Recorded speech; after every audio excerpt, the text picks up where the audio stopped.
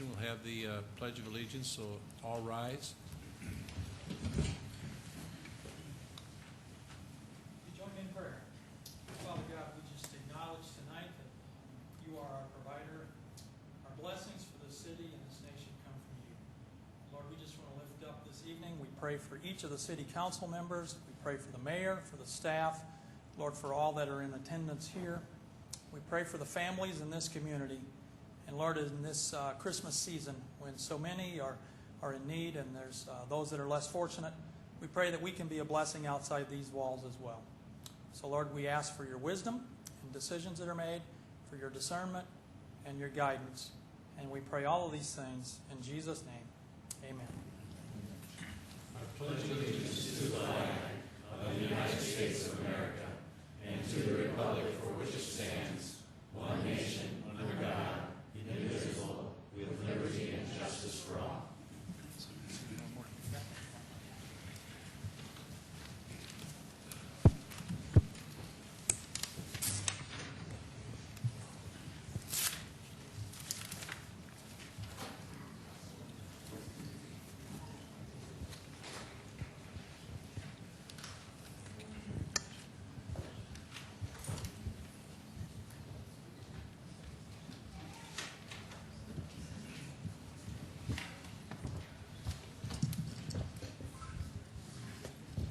I just asked Cindy Dannebring and Arlene Wehrheim to come on up, please. We have a proclamation here that we'd like to read.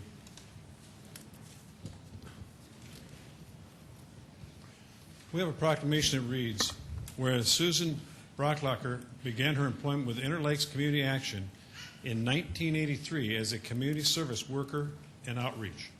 Whereas Susan's love for people was evident from the very beginning as she worked diligently to help connect people to landlords who were willing to rent to the poor.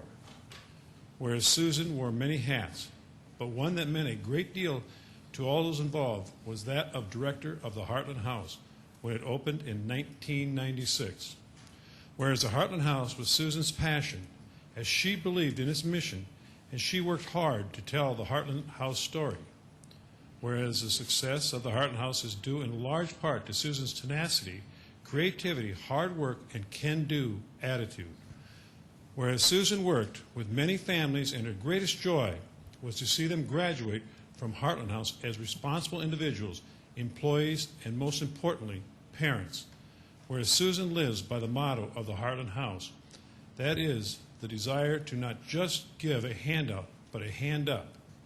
Now, therefore, I, Dave Munson, Mayor of the City of Sioux Falls, do hereby proclaim December 12, 2006, as Susan Brocklocker Day in Sioux Falls, and thank Susan for her commitment to the homeless and for being the heart in Heartland House. And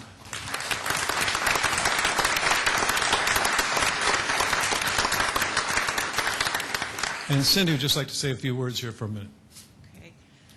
Susan is not able to be with us tonight. She would have loved to have been here.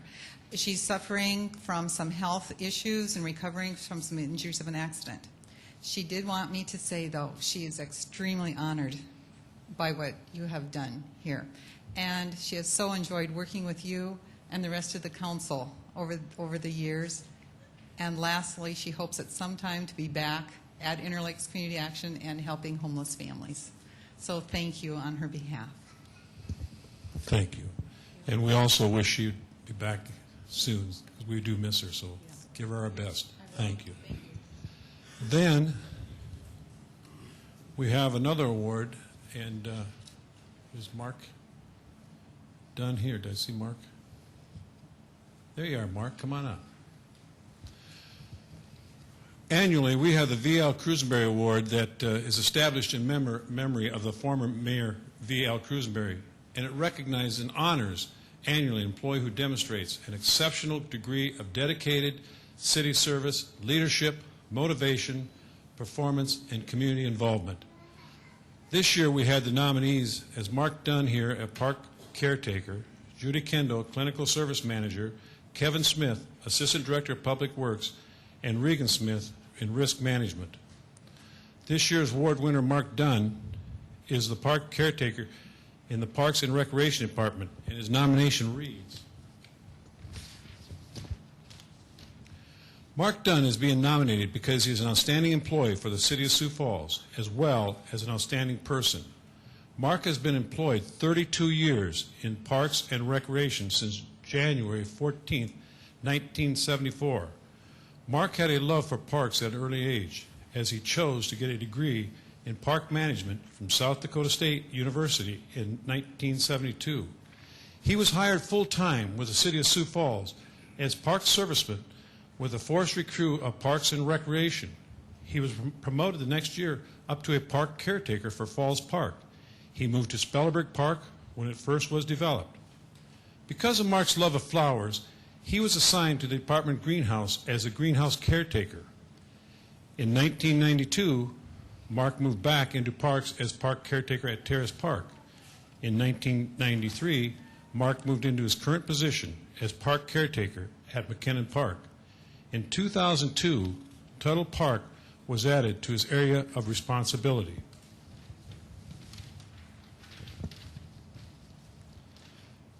Mark has been a leader for the entire department as well as to others as a resource for flower bed design and maintenance. Every year, he develops the designs for all the flower beds across the city park system. He also is responsible for ordering these plants. His commitment continues as he is responsible for the selection and placement of the flowering bulbs throughout the park system. He receives the plants and is a leader in the planting process. He has also been instrumental in the success of the Mayor's Garden Party. Mark has a love for roses and perennial flowers. This is evident throughout the city, as he has used many of these plants as well. The design of Faywick Park, McKinnon Sunken Garden, Tuttle Formal Garden, Fort Sod plantings, Lions Park, and 21st Street Boulevard plantings are just a few of the quality changes and designs he has successfully implemented. His contribution will forever leave a pleasant mark on the City of Sioux Falls. And Mark, we congratulate you for this honor. Thank you very much. We have a little something here.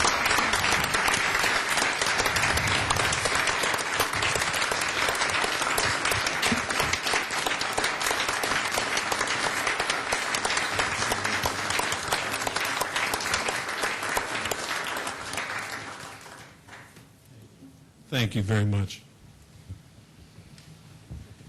Also at this time, we have the 2006 Employee of the Year Award for Safety.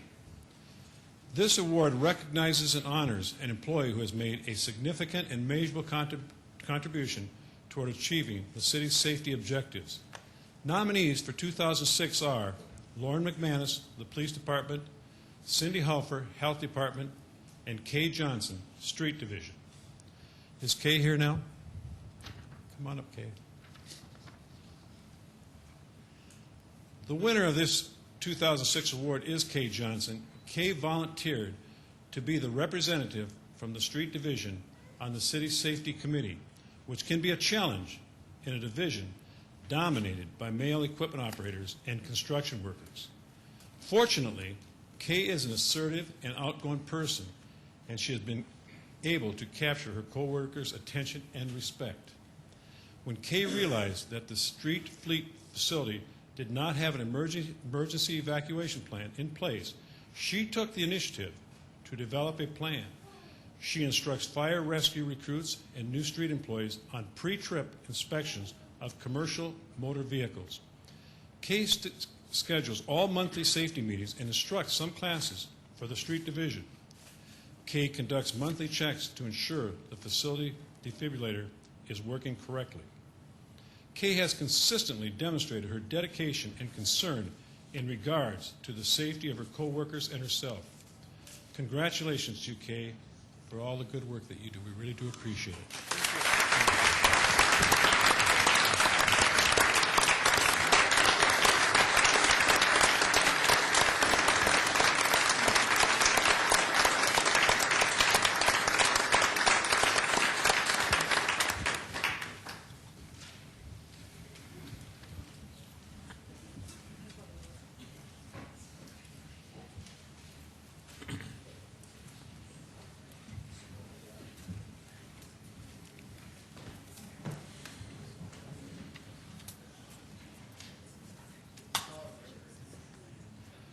Okay, let's move on. And is there a motion or is there a discussion to approve the consent agenda? So moved, James. Jameson moved. Is there a second? Second, Brown. Brown seconds. Further comments? No further comments. All in favor of approving the consent agenda, vote yes. Those opposed, vote no. Council members Brown, Yes. Costello, Yes. Jameson, Yes. Kavanaugh. Yes. Knutson, Yes. Litz, Yes. Staggers, Benega. Yes. All members present have voted. The consent agenda has been approved 8-0. Now, is there a motion to approve the regular agenda? So moved. Let's move. Is there a second? Second, Kavanaugh. Kavanaugh seconds. Is there further discussion or any motions? We need, sir, I'd like to move that item number 12 be before item 9 on the regular agenda. Okay, Jameson moved item 12 before item 9. Second, Costello. Costello seconded it. Further comments? See no further comments. All in favor of that motion will vote yes. Those opposed, vote no. Council members Brown, Yes. Costello, Yes. Jameson, Yes. Kavanaugh. Yes. Knutson, Yes. Litz. Yes. Staggers. Yes. Benega. Yes. That motion has been approved. Are there other motions at this time? Not? No further discussion. We have a motion been made and seconded to approve the consent agenda as amended. All in favor of that motion will vote yes. Those opposed, vote no. Council members Brown, Yes. Costello, Yes. Jameson, Yes. Kavanaugh. Yes. Knutson, Yes. Litz. Yes. Staggers. Yes. Benega. Yes. All members present have voted. The regular agenda has been approved as amended. This is the time that we set aside 5 minutes for anyone that wishes to address the council on a topic that they are interested in. And so at this time, would anyone like to address the council for a period of 5 minutes? If so, give your name and address. I see no one. Okay, go ahead.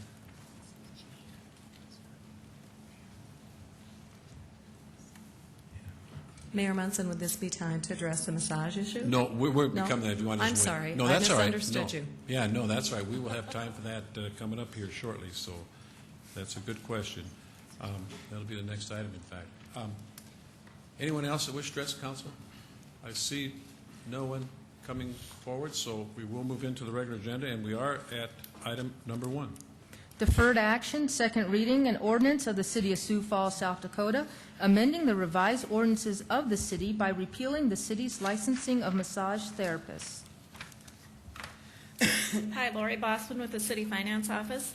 The ordinance before you tonight is a proposed ordinance to repeal the city's licensing of massage therapists in Sioux Falls.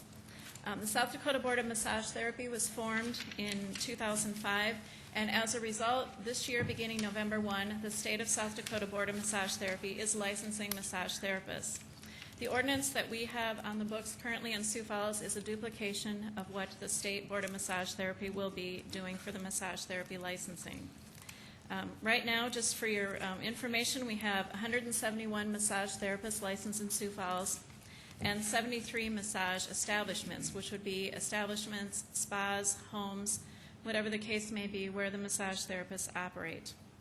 There are 2 versions of the ordinance before you.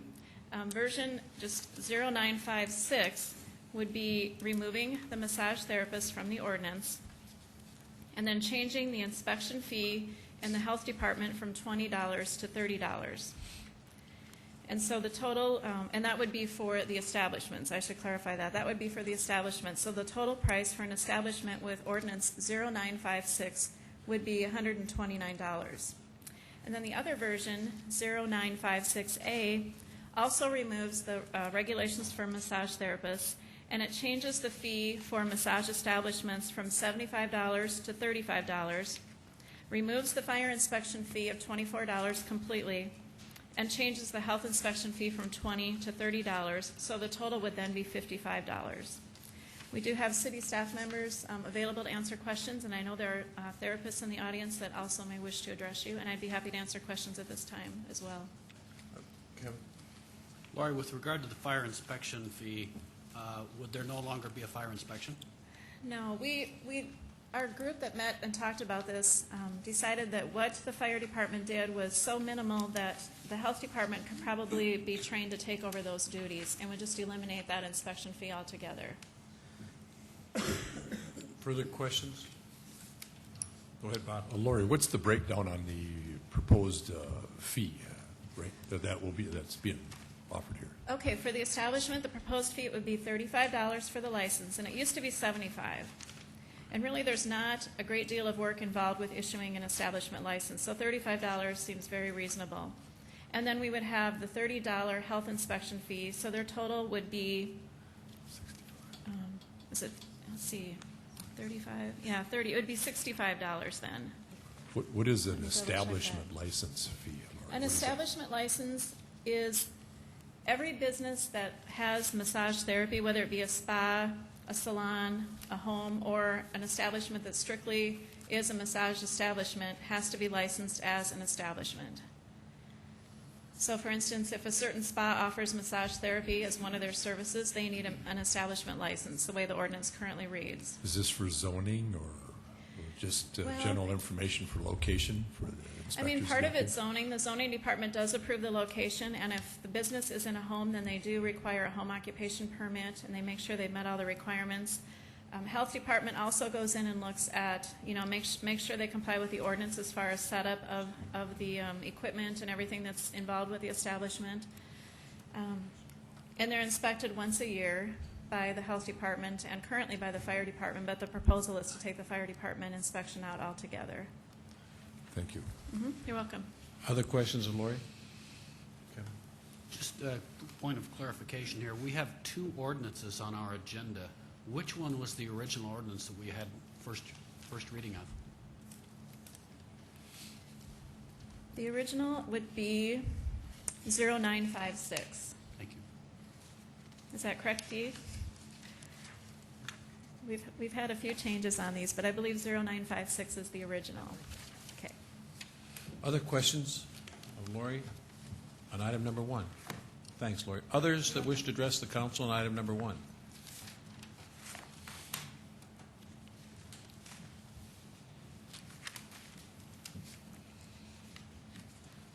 Good evening. Thank you, Mayor Munson. City Council members, my name is Randa Heller. I am a massage therapist here in Sioux Falls. I work out of my home. Several items that I would like to bring to your attention. Out of the 73 massage establishments that are currently licensed, 25 of those are out of domiciles, homes. When they are zoned for 4 people a day. Councilman Jameson brought up, how can we assure that people have a good first-time experience? And the idea that the health inspection would alleviate those misgivings, I wanted to address that because I really went home and I thought about that. We know that at present there is a city health inspection. We also know that if there are any complaints filed, we have a state licensure law that is now in place that can come in and inspect or pursue any kind of complaint. But what is really going to hold us in place is when you are building your own clientele and you are limited to 4 a day, you need repeat business. I work so hard, and every massage therapist that I know of. So what we're talking about is we have a third of the businesses, and the only time they will be inspected is once a year. So that's 1 week out of 51. The rest of the time, our clients will be our inspectors, as they are and as they should be, and as they do a beautiful job. Because if my home, my business, is not clean and not fitting for them, they will not return. We are also talking about small business here. People that work very hard to make a living. Now, we talk about health and fire inspection. The only thing that you really need to give a massage is a good table and oil. I don't need another thing, and my hands. That's it. Now, when we talk about fairness, I can't find anything on the books, and please correct me if I'm wrong, where places like body piercing and tattoo places are established or inspected. They typically run their own autoclaves, which sterilizes their instruments. If those autoclaves have a broken seal, if those autoclaves are not run for the proper amount of time, if those instrument packages are not sealed up correctly, How do we know what their spore count is? And in 18 years of giving massage, I have never yet drawn blood. When you go in to be pierced or tattooed, you know that the skin integrity will be compromised, and you know that there could be blood-borne pathogens that you could be exposed to. So the issue of fairness and the issue of truly, my clients and the rest of our clients will do a beautiful job, and I think that the City Council needs to know that fully 1/3 of these places are the places that make the least money, have the least traffic, and really work the hardest. Now, when you're talking also about chiropractic offices, the fitness centers, and the hospitals, whoever offers massage, we were talking about how are they inspected? Are they inspected by the state? They're under other licenses. The city health department really didn't know the answer to that and suggested to one of our massage therapists that they pursue that matter and find that out. On talking to my chiropractor, he said he was inspected once when he opened and nobody's been back since. And I would welcome any questions. My proposal would be, let's let small business reign, and let's let the public do their job that they do so well, because, as I said, Councilman Jameson, the only time anyone comes into my home is by appointment. The other 50-odd places are open to the public, like restaurants. People are going to go in and out. They can go in and out at will. So the public is going to, they're going to make sure those are clean. Questions? Yes, from what you've been saying this evening, are you in favor just also getting rid of the license for the massage establishment? Absolutely. Okay. I am. I think that we are being hit hard enough with fees. I just asked Mr. Konecki how many state licensures there has been. He said there's 300 with about 50 awaiting additional information. They estimated there was 500 therapists in the state. That means there's 150 therapists out there at this point that have not licensed, that are either going out of business or being driven underground. That is a huge hit to small business. We're being hit hard. And I'm here speaking for the young woman who has 2 children, is working opposite shifts of her husband, has been a therapist for 3 or 4 years. She is working hard to establish her clientele, and she could not afford the state licensure, plus the city. She couldn't afford the state. She sat there and cried to me, and her mother took $300 out of her savings to pay for her state licensure. I'm here speaking for all of those people who do not have the time or just really don't feel comfortable getting up in front of the city council. Thank you. Further questions? Thank you very much. We appreciate it. Others that wish to address the council on item Thank number you. 1?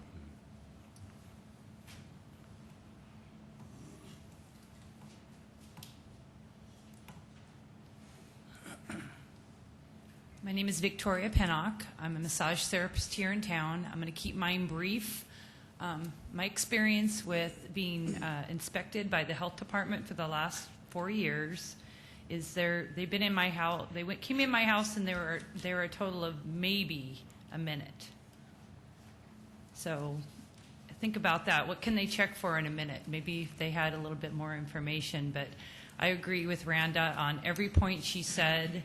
And there's a few of us here that are able to come tonight and represent all the people that can't afford to be here and all the people that are going to have to go out of business because this is getting very expensive. And we got into this business to take the stress out. And this is stressing us out. Please help us. Thank you. Questions? Thank you. Others who wish to address the council on item number 1?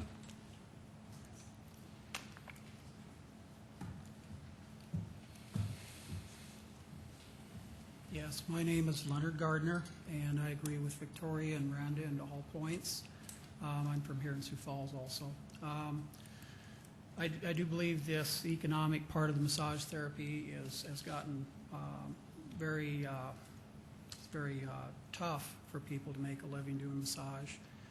It's passed on to the consumer, and also I think if we look back at the original reason for the licensing and the establishment licenses, I don't believe it was put in for the express purpose of just massage, from what I understand. And I wonder if anybody on the city council actually knows what the original intent of the massage establishment licensing, what it was for. That's directed at the council here. Other questions that you have? Is there- Jim? If I might ask the council that question, is there someone that could answer that? Or the original intent of the massage I don't know establishment if anybody was license? here when we originally did that, so I don't know. Well- I don't think anybody was here, so I don't think. Okay. that, Well, that's the fair. point is in talking to a legislator earlier this year up at Pier, that was one of his main complaints and gripes about some of these agencies and boards and stuff that are formed, and not to take a lot of your time. But the original intent is lost as time goes on and different people are put into office. And so I think that might be something that the city council might want to visit, because I believe there is they have to come out with a reasoning for having these ordinances in place. And I think, the other side of that, I think that the council themselves have, there's Dee, Bob, and Kermit, and plus the people in your industry have put a lot of time in on this to discuss it, to come up with hopefully a reasonable solution to what would be in best interest of the therapist, for the Okay. massage therapist. So. Yeah, I appreciate that. And Yeah, the other thing was is Yeah. that, and not to interrupt you, but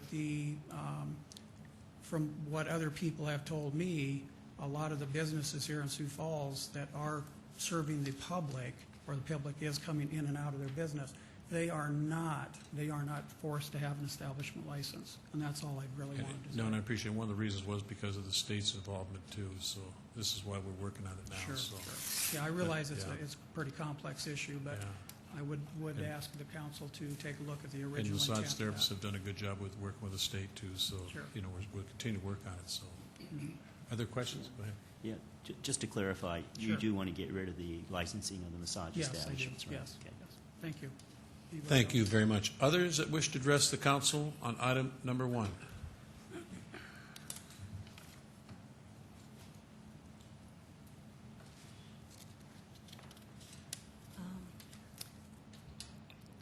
Mayor and council members, I'm Gloria Nickel, and I have Gloria's Therapeutic Massage, and I'm just here to thank you for all of your time and effort that's gone into this, and that we talked about a liquor issue at the meeting over at the courthouse, and I really appreciate the swiftness that we had a letter out on that. So, and thank Lori for this. Thank you. Thank you very much. Questions? Others that wish to address the council on item number 1? Rick Albright. I've been a massage therapist for 4.5 years. I have Albright's Treat Someone Special Massage.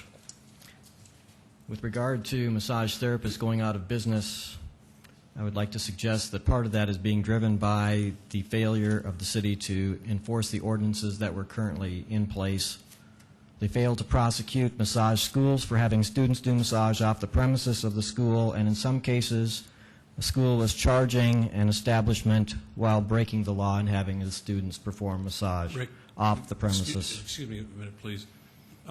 That's an issue that we will address on another time. But if you want to talk about this ordinance specifically, that's what we're addressing tonight, if you would, please. Thank you. Further addressing the loss of business by students. Rick, would you talk about item number 1, please? That concludes my comments. Okay, thank you. Others that wish to address the council on item number 1?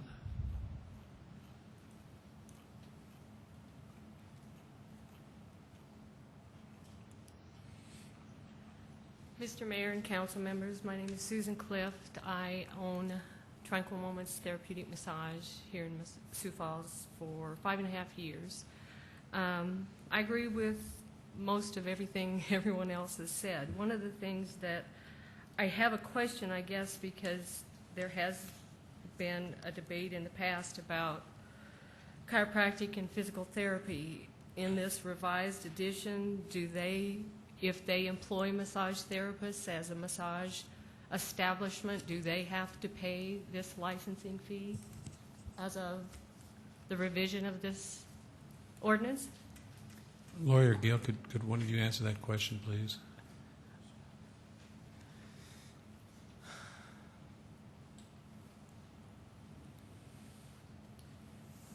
Your question was if a chiropractic office employs a massage therapist? Well, chiropractic, physical therapy, athletic trainers.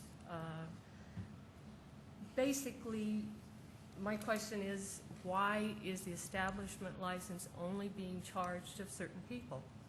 If chiropractic offices hire massage therapists, if physical therapy offices have massage therapists, athletic trainers, or athletic facilities that have athletic trainers that have massage therapists, if they're doing it as a capacity as an athletic trainer and doing massage, that's one thing. If they have a facility and are hiring massage therapists as well, then that facility also should be a licensed establishment if there's going to be an establishment license, correct? Well, the short answer to that is if a person is licensed by the state as a massage therapist, and it is not one of the exemptions that the state now has put into law, and if that therapist works in an establishment, it's my understanding that our draft would require an establishment fee to be gotten from whoever is running that establishment. We just decided to try and simplify it as much as we could because we had exemptions under our ordinance, then the state created their own exemptions. So to try to be as consistent and as simple about this as we could manage, we decided to put the state in the driver's seat about who they decide who a therapist is, which people need to be licensed. And if those people then are engaged in the practice of massage therapy in a business or a practice, an establishment, then that place would need to get the establishment license as well. Okay. So that being the situation, then if there is a massage establishment at Sioux Valley Wellness Center, every therapist in the state that practices massage has got to be licensed, correct? So that establishment should also have to have a license. At the present time, they don't. At the present time, if a massage therapist works for a chiropractor, they don't have to have an establishment license because they work for a chiropractor. But yet, as a massage therapist, they've got to have a license.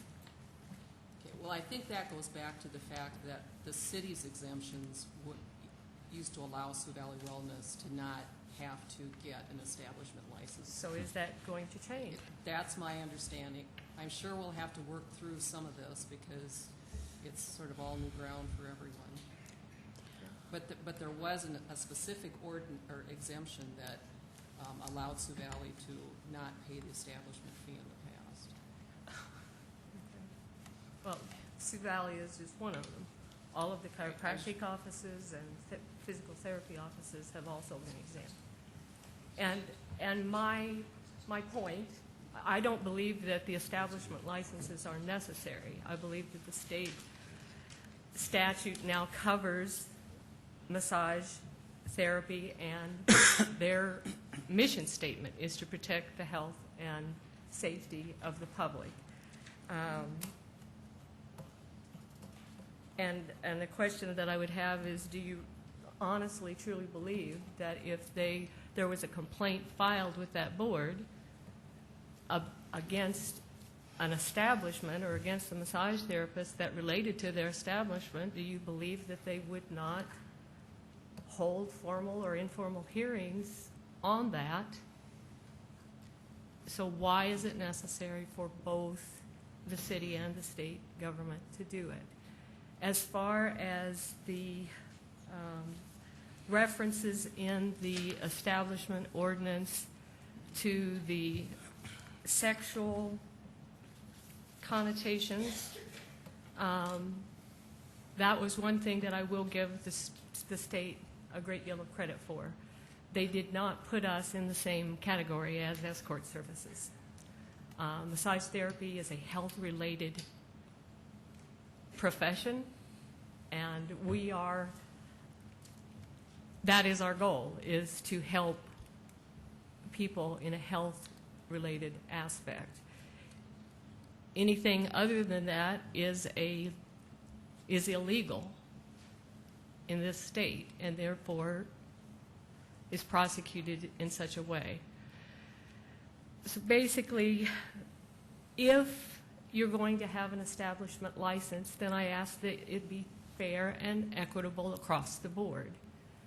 Just because I do a massage therapy in my home does not make me any less of a professional business than if someone goes to a chiropractic office to get a massage or goes to a physical therapy or rehabilitative services.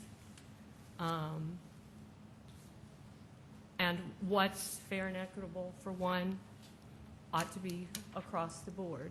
The other state boards, according to the lady in the health department at the meeting on the 28th, her statement was to the effect that she believed that some of them were inspected every 2 years. Is that sufficient for the city? That chiropractic offices or physical therapy offices, as long as they're inspected every 2 years, that's okay? But it's necessary to inspect businesses other than that on a more regular basis, because why? We are now governed under a board as well. There haven't been any health and safety problems according to Lori and to the health department in the past. So is the city expecting that there's going to be in the future and that the state board cannot handle it? I know that Commissioner Knudsen and Jameson at the meeting on the 28th of November were concerned that people have a good first experience, and I agree. But I also do not know how you guarantee that with any business. I do agree with Randa that in any kind of a business, particularly a service-oriented business, regardless of whether it's massage or salons or photography or any kind of thing that's a service-related, the customers or the public will take care of a lot of that themselves. Questions? Questions? Go ahead. Yeah, I guess I need some clarification. Is this establishment ordinance for massage people, is this going to apply to chiropractors or not? Is it going to apply to physical therapists or not? Gary, is chiropractors under a different ordinance?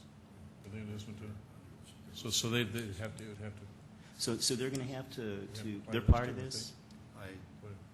I'm not ready to express that opinion, nor do I think Gail. I think we need to study Because that. we shouldn't continue unless we know whether the chiropractors are going to be under this or the physical therapists, because I don't believe there's any of them here right now, and they're going to be very surprised if they find out they're supposed to do this. Yes, they would. Yes, they would be. Yeah.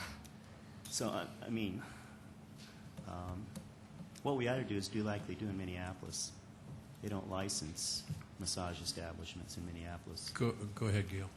Well, the state law exemptions says that their licensing requirements don't apply to any person performing massage for compensation if it fits under one of the following circumstances.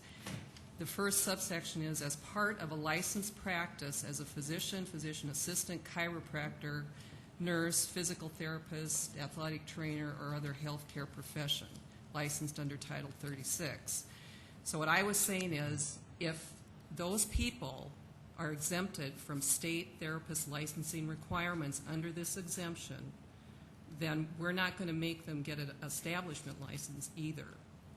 Okay. But if we exempt them tonight from being licensed, okay, we're kind of doing the same thing as the state law is exempting the chiropractors, but we're still going to require them to have an establishment license. No, if they're not required to get a therapist license by the state, we're not going to make them get an establishment license. It all rides on what the state exemptions are. Can I interject something here? I do know that massage therapists at chiropractic offices in this city have had to get massage therapy license because I personally spoke with two of the young ladies that work at a chiropractic office, and the chiropractic office handed out the applications and told them to fill them out and send them in. After the new laws came in. When the new laws came in. Well, that would be an issue with the state then, because. Well, but if Let's address the council so we don't, some of this sidebar here going, let's. So that I guess is my, I guess I would like clarification on that. There are massage therapists that are working in chiropractic offices and in physical therapy offices at the wellness centers, at the different hospitals, and those people, as of today, under the ordinance that is in place, those people are exempt from having to pay establishment licenses. What I would ask is that if you are going to keep the establishment license, I would hope that you would decide that repealing it is the thing to do, because I do believe that the state board. Excuse me, Kevin, go ahead. Gail, I just need a point of clarification here. Exemptions from licensure are no longer our purview under the state law. Is that what?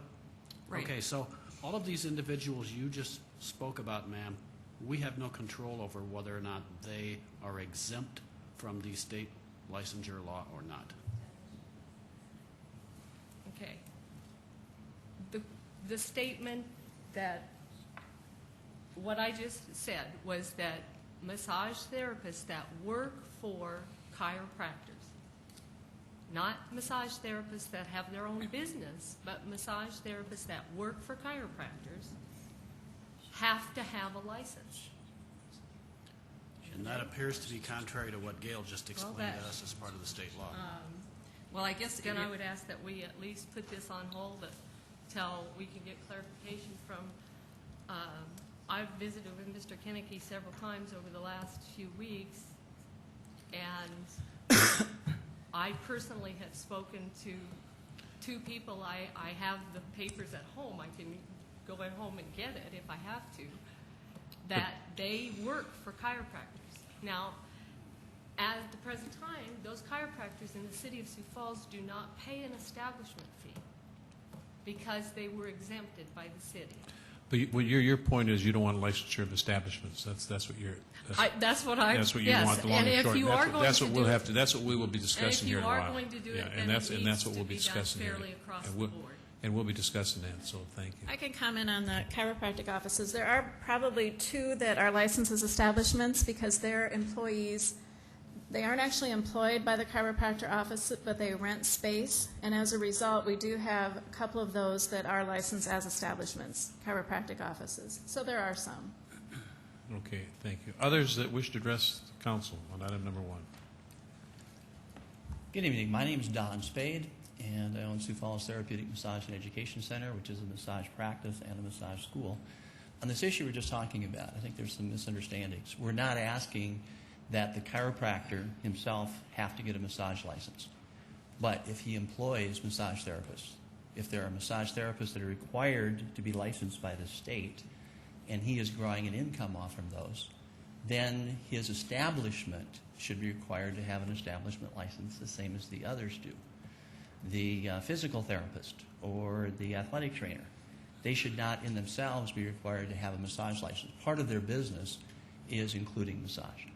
But I think the point that was trying to be made was the fact that if they have individuals employed by them or renting space by them, then they have made themselves an establishment. And if the establishment license is going to continue, then they should be required to have a massage license the same as the individuals do.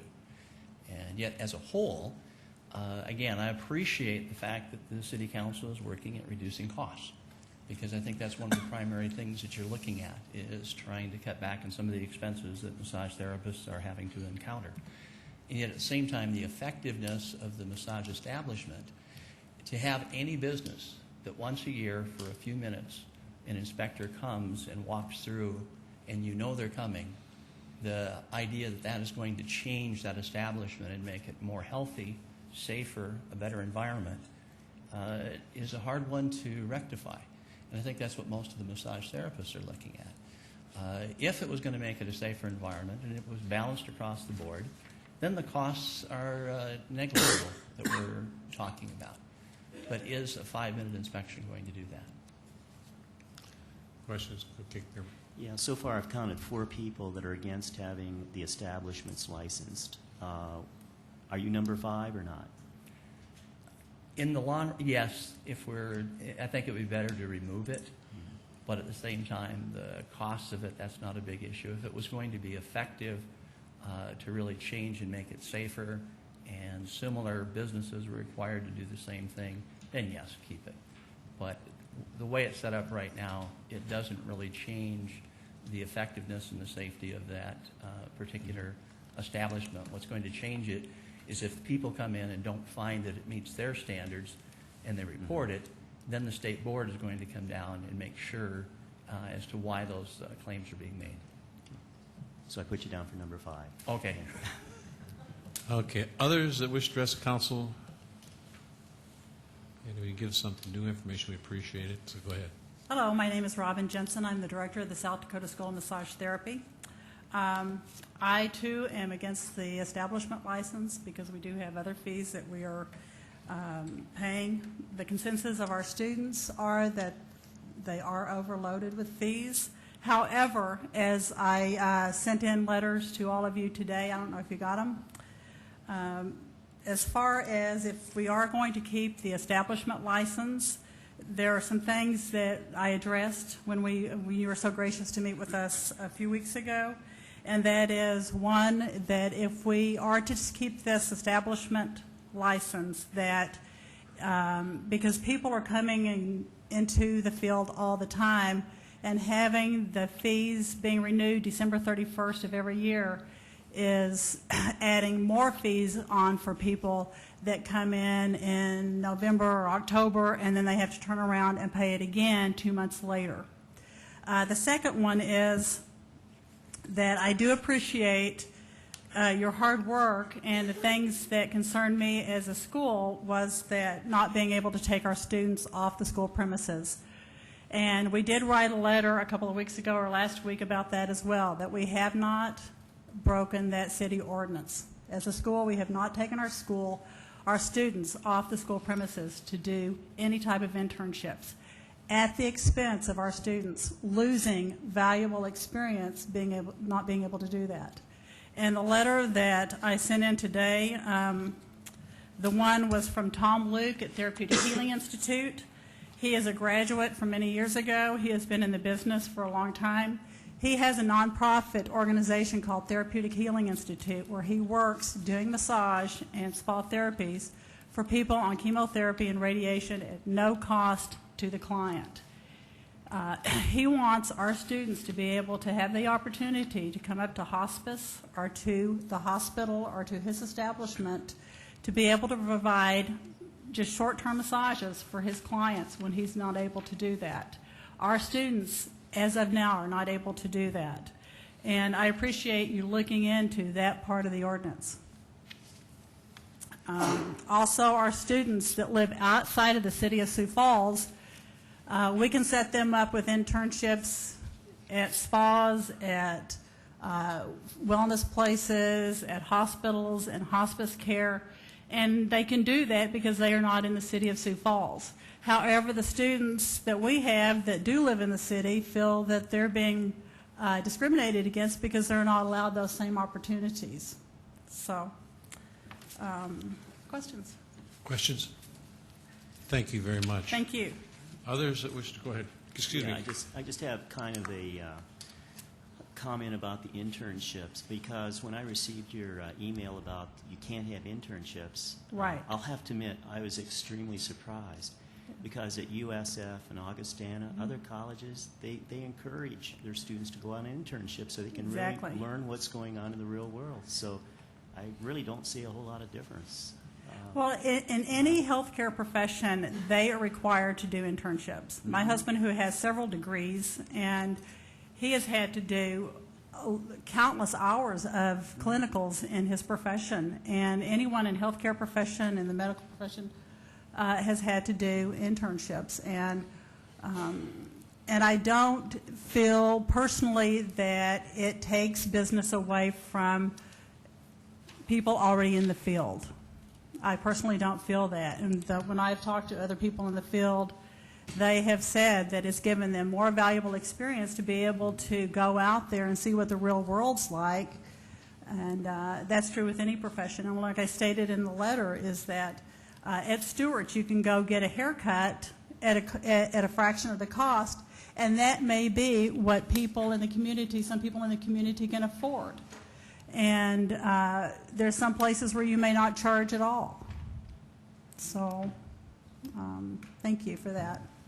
Any other questions? Thank you very much. Okay, thanks. Others that wish to address the council, come forward, give your name and address, please. Hi, my name is Veronica Ludwig from Sioux Falls, South Dakota. True Therapeutics is what I'm currently licensed under. I'm number 7, by the way. Number 7. Okay. Number 7. Just quick comments. I pretty much agree with everything my colleagues over here have said. You know, I think we're all on the same team here. You guys seem to be listening to us, which is what we appreciate. The $300 is the state fee this year, as you guys well know. I was just on top of the city fee. That's another $130. I don't think anyone's brought up that we also pay another $140 in insurance. So for me, as a small business, I actually have another job. I'm actually looking at a $600 fee here this month. So by the time you get your establishment fee and your license, which we all carry and all this kind of stuff, so those fees are actually higher than what we've been talking about. So that's all I have to say about it. I think everyone else has said what they've had to say. And also, if you really feel inspections are necessary, there's many of us that would be happy to do them on a volunteer basis and have some kind of reporting system set up. So, okay. Thank you. Questions? Thank you very much. Appreciate it. Others that wish to address council, item number 1.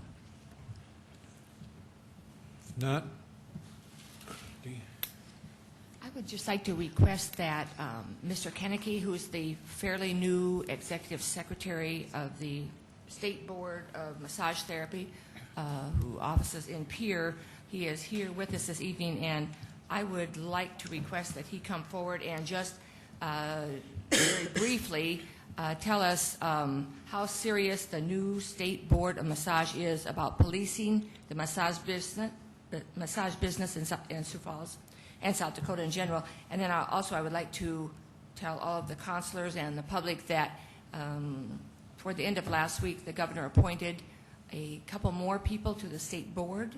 They are both from Sioux Falls. The layperson is Jeff Holcomb, who runs the Southeast Technical Institute. And the second person is a person I do not know, but she is, her name is Laura Whitey. I think I'm pronouncing that correctly. It's spelled W-O-I-T-T-E. And she is a massage educator at North American University here in Sioux Falls. So there is now good representation from Sioux Falls on that state board.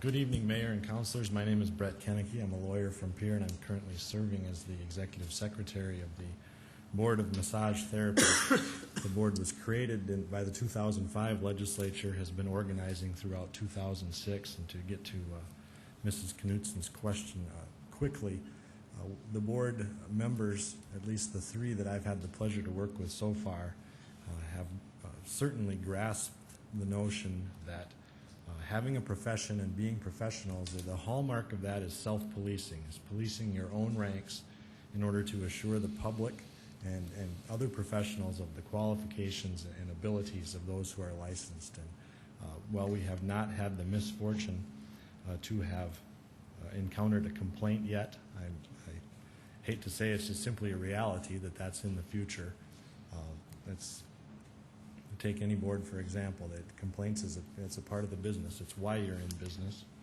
And the board is more than able and ready to deal with those at that unfortunate time when I know it's going to happen. So, but thank you. Questions of Brett? A couple of questions. What kind of a budget does your group have to enforce or to police your ranks? We're operating under an annual budget of about $63,000. Of that amount, the board has set aside $5,000 on an annual basis to expend on enforcement should that become necessary. At this point, I can't tell you that the board has developed cash reserves in excess of the 2-year budget cycle that would allow for more than that expense. However, I'm reasonably certain that the administration would allow us during this organizational time to spend more than that figure if it was necessary to protect the public. Is that an answer? Okay, and then what kind of a code of conduct do your organization have for people who are licensed? We have a code of conduct that's in statute. I think it's at 363512, if I recall. It might be at number 13, and I can't recite it to you verbatim, but it certainly that's all right. includes about, as I recall, 12 to 13 specific things that would be viewed as unprofessional conduct and cause for the board to revoke someone's license or take proceedings towards that end. Okay, thank you. Further question, Brett? Would you please remind us what the financial penalty is for violation of those points? There are some Class 2 misdemeanors in the massage therapist code at the state level, which would be a 30-day, potential 30 days in jail or $200 fine or both. There are some civil penalties of $1,000 per incident, which would attach and are required to be ordered by the circuit court. As I've said a number of times, I can tell you that won't begin to cover the costs of pursuing an enforcement mechanism. However, that would be a very stiff penalty for an individual massage therapist to bear should that occur. Further questions? Thank you for coming down, Brett. Appreciate it very much. Others wish to address council item number 1? Not. Council discussion or action on item number 1. D.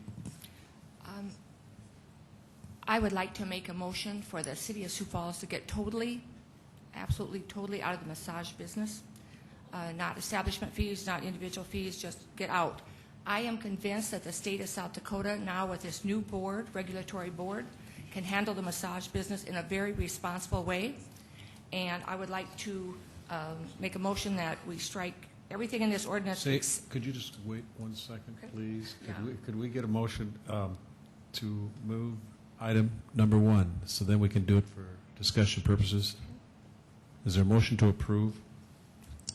Motion to approve, Benninga. Benninga, is there a second? Second, let's Second. Okay, now go ahead, Dee. Okay, thank you. And the only part of this ordinance that I would like to leave on the books just till later this evening, after this discussion, is a topic which has absolutely nothing to do with the massage business. And it's sections, I better put my glasses on so I can see what I'm doing, but section 1, I would like to, or section 3, number 13, 14, and 15, all having to do with the escort business, which has absolutely nothing to do with the massage business. I would like to discuss that separately. Please, thank you. Go ahead. That's my motion. Okay, your motion is to repeal Yes, all of get out of the massage business, totally. therapists. Yes, and totally. And that's a motion. Is there a Yes. second to that motion? Second, Benninga. Benninga. Comments on that motion to repeal all of the massage therapy? And it would leave in the escort. Yeah, to amend, yeah. Yeah, what really wasn't emphasized tonight is that there are many communities throughout the country that are not even involved in the massage business. And one of the most prominent examples of a community is Minneapolis, 230 miles away from here, population around 400, 500,000 people. They don't even have anything like this. And so here we are in Sioux Falls at 145,000. I don't really think that we really have a problem here in Sioux Falls with massage therapists or establishment.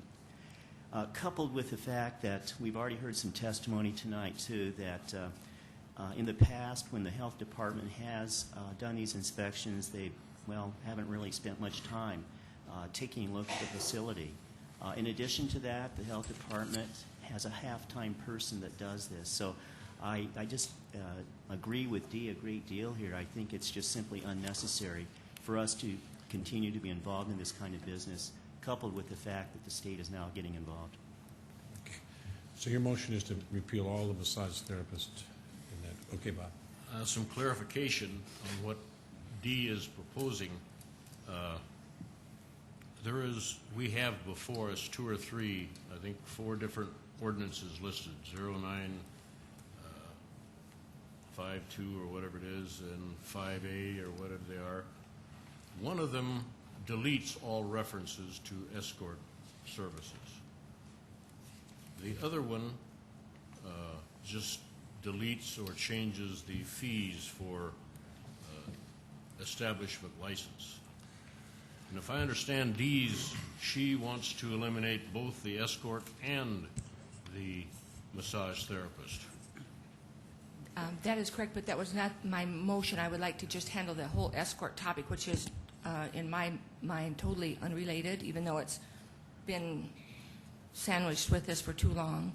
And so I would like to still have that discussion. I know there are people, including the chief of police, that disagree with me strongly on that. Well, I think the point of order is that we have before us printed amendments. And if we vote on anything other than what's printed here, I'm not sure we know what we're voting on. Yeah, I think this is one of the clearest amendments I've heard in a long time from the City Council. We don't want massage therapists licensed with their establishments. We don't want that at all. I agree, and one of these does that. Let's go to Gail. Go ahead. The 2 versions of amendments to the massage therapy and establishment ordinances do not deal with escort services at all, right. Councilman. They're still in place, totally intact, as they've been for, since the last time they were amended. The First Amendment does away with the therapist licensing and adjusts the health inspection fee. And then the other changes that were given to staff which are included in the second, are to do away with a fire inspection fee and to lower the annual establishment licensing fee from $75 to $35. But there isn't anything that affects the escort services on either version. And I know there was some discussion among staff about separating the escort service article of ordinances away from the massage therapist / establishment ordinances. But that wasn't done yet, because if this motion to completely repeal the therapist establishment ordinances carries, then you've effectively done that. It's the escort services left on the books by themselves. So that's standalone. Right. What her motion would do is just repeal all of the massage therapists. And establishment. Establishment, excuse me, yeah, and that's the motion that we have before us. So. I know it's confusing. I know it is. Go ahead, Kevin. Well, you're right. It is confusing. I continue to ask, which ordinance are we having a second reading on? And then we have an amendment, apparently, that just wipes everything clean. Where are we starting from here? Well, I don't know if I have a clear answer for you. When there are amendments made. Let me ask you this, if I could. We had first reading on this a week ago, 2 weeks ago. November 6th. What ordinance were we looking at November 6th? The ordinance amending the massage therapist and establishment licensing that does away with the therapist licensing and adjusts the health fee. Is it 956 or 956A? 956. And 956A adds 2 components. It changes the annual license from 75 to 35.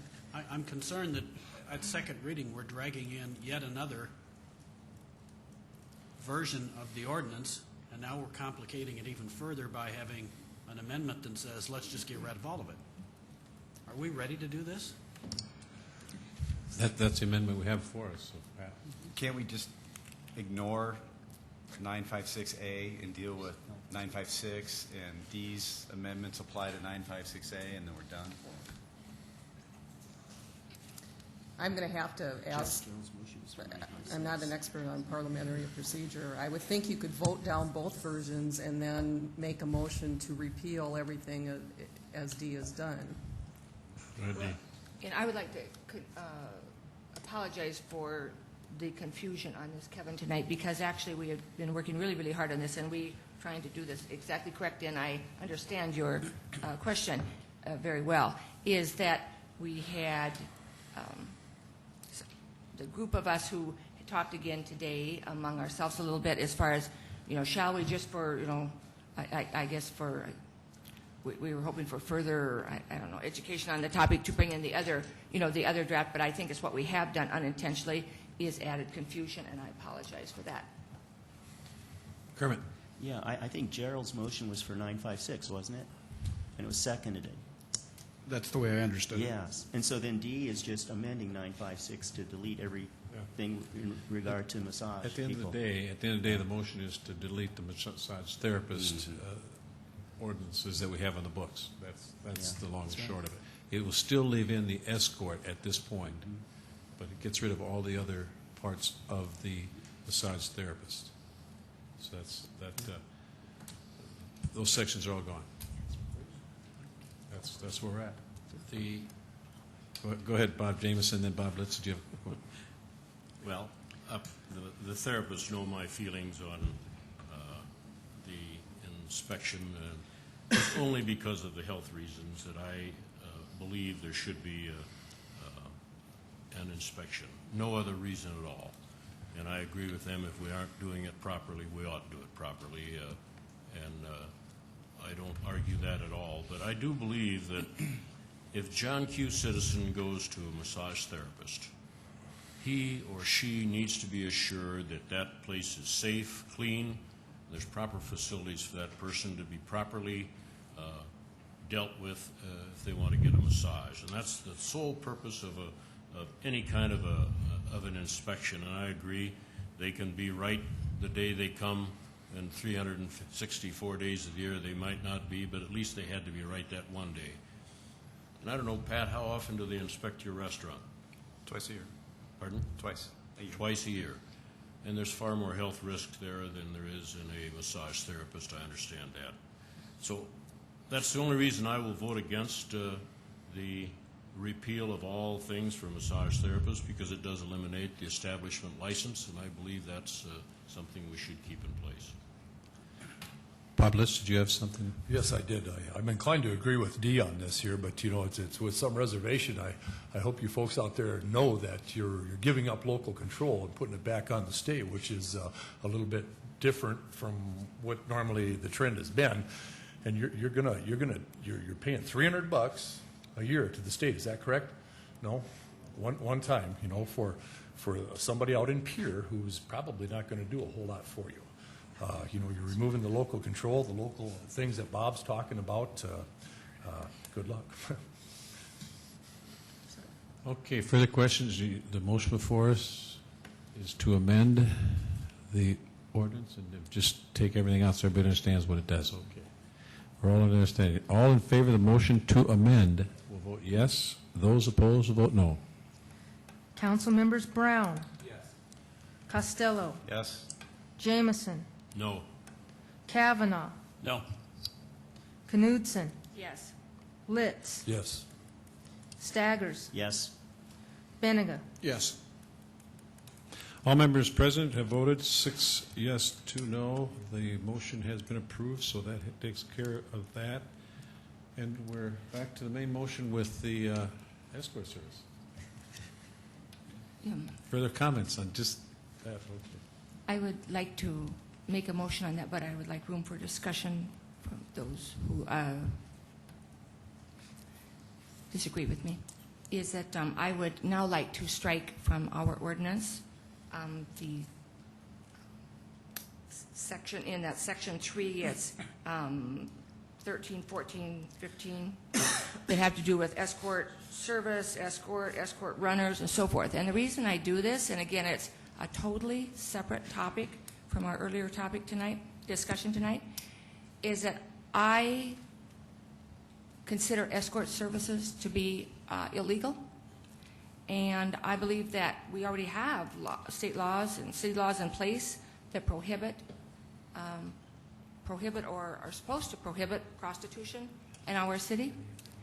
And I just do not believe that we need to license illegal businesses. I would also add that if you look in your most recent phone book, you will find one business listed under escort services. I believe you will also find that that business is not licensed with our city, has never been licensed with our city. I also believe if you ask Lori Bossman in the finance office about her experiences in the last few years as far as calls being made to license escort businesses, you will find her comments rather interesting. So that's my motion. Is there a second to that motion?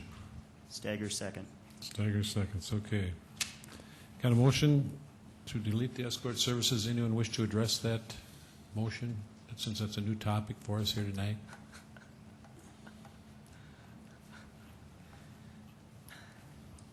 Doug Barthel, Police Chief.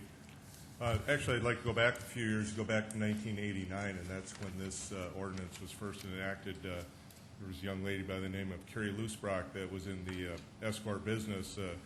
Ex-convict by the name of Jeffrey Bennis had decided to hire her for the evening. They got into an argument, and to make a long story short, he brutally murdered her that night, left her for dead in the bathtub, stabbed to death. It was shortly after that that the city enacted these ordinances. I don't think it's so much that they're in place to necessarily license those people that are here as much as it is to keep them out of our city. Since enacting that ordinance, we've had virtually no problems with them at all. We occasionally have a few that come to town, come and go. Oftentimes the numbers that are in the phone book, you might dial them, they'll dial out to an outside number, it might go to somewhere out of state completely. So just necessarily being in the phone book doesn't put them under the restrictions to be licensed and need to actually be in the business of doing it. Coincidentally, Friday night we found an escort service on the internet, which I'm sorry to say you can get on the internet and type up Sioux Falls escort service and you'll find many of them listed there. It was quite simple for our undercover detective to set up a proposition where she showed up at our hotel room, $300, and she was going to offer sex and not just an escort for that. She was consequently arrested for prostitution.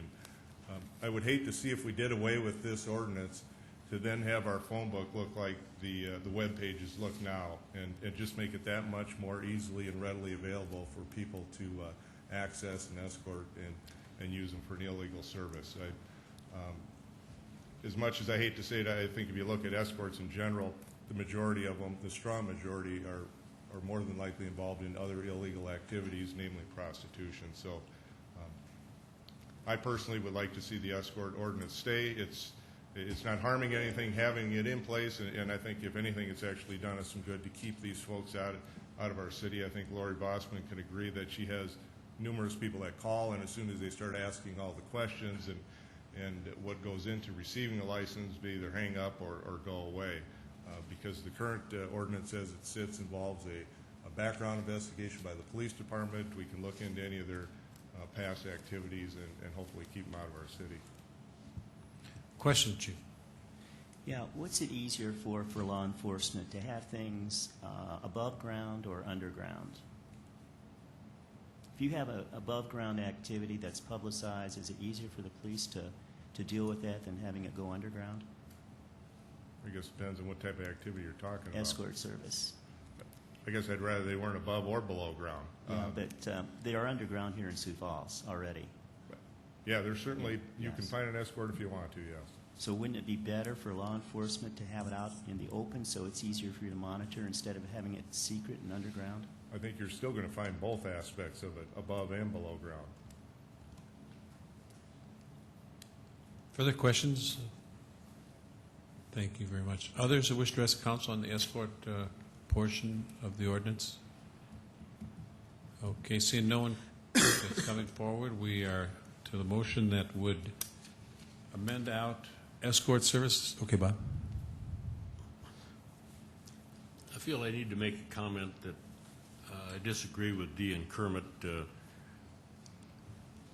If it's a tool that's available to law enforcement to keep our city as clean as it has been, I'd sure hate to take that away from them. To me, it doesn't affect anybody other than those people that want to run an escort service, and if there's nobody who wants to run one, we don't gain any revenue from it. It's just a neutral thing, but it does provide a vehicle for this city to monitor, and I would sure encourage you to vote against the motion. Thank you. Kevin? I would also add that, repealing whole sections of city ordinances just on the spur of the moment, just because we don't like them and they've only been on the books for 16 years, I'm not sure I'm prepared to engage in this discussion. There was no prior indication from anyone, nor did we give any indication to the public that we were looking at completely eliminating this section of our city ordinances. So I would, as Bob has indicated, I would think that we want to think a little longer and harder on this before we do anything rash. Further comments on the motion to amend? Well, I guess it's important to keep in mind we already do have tools for law enforcement.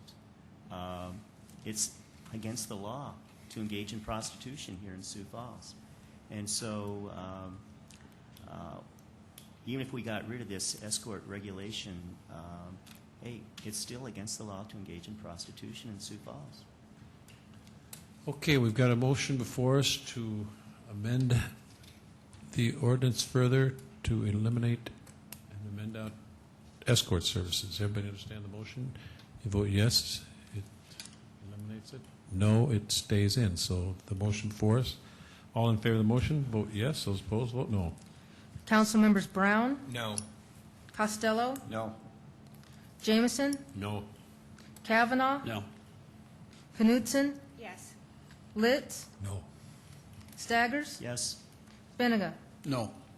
All members present voted. That motion failed. 6 yes, 6 no, and 2 yes. So we're back to the motion as amended. Is there further discussion on the motion on item number 1 as amended? See no further discussion. All in favor? Vote yes. Those opposed, vote no. Council members Brown, Yes. Costello, Yes. Jameson, Yes. Kavanaugh, Yes. Knudsen, Yes. Litz, Yes. Staggers, Yes. Benega. Yes. All members present voted. Item number 1 has been approved as amended. Item number 2. Second reading, an ordinance of the City of Sioux Falls, South Dakota, amending the revised ordinances of the city by setting forth the procedures for issuance of on-sale dealer licenses in alcoholic beverages other than light wine and malt beverage retailers and dealers. Mr. Mayor, I need to excuse myself. Okay, it'll be noticed that Councilmember Costello will be excused from this. Okay, go ahead. Mr. Mayor, this is an issue that the Fiscal Committee has been dealing with. Because of the population increase that we're seeing in the city will qualify for 5 more liquor licenses in Sioux Falls, and there will be a demand for those, so we had to develop a process to distribute those. So there are 2 issues that this ordinance deals with. One, the issuance of the licenses, and second, the cost of them. On the issuance, the committee decided that there should be a $1,500 fee and a written request to be included on a list that will be created from February 1st until April 30th. That will be a public list for all to see. And then the names will be drawn from that list to create an order for the applicants. All subsequent applicants will be added to the list on a first-come, first-served basis after that. The second issue is the cost. The amount of the licenses in this ordinance is $155,000, which is what the current license is.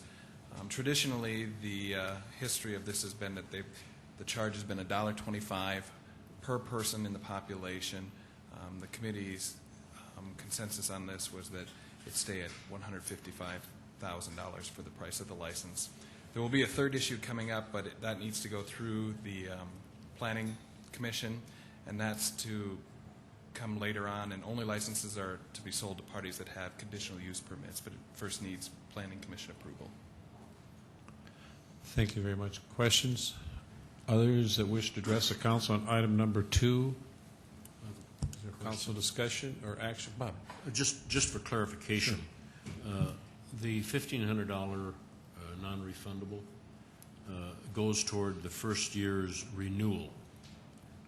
When you apply for a license in the current price at $155,000, does that include the first year's renewal, or is the renewal fee a separate fee?